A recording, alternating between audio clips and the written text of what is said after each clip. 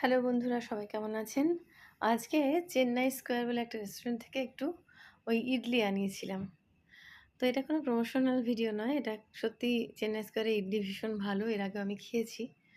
তো এই যে এখানে দুটো ওরা চাটনি দেয়, আর এখানে দেয় ওই যে সাম্বারটা। আমি একা হাতে ভিডিও করছি তো ওইজন্য খুলতে একটু অসুবিধা হচ্ছে।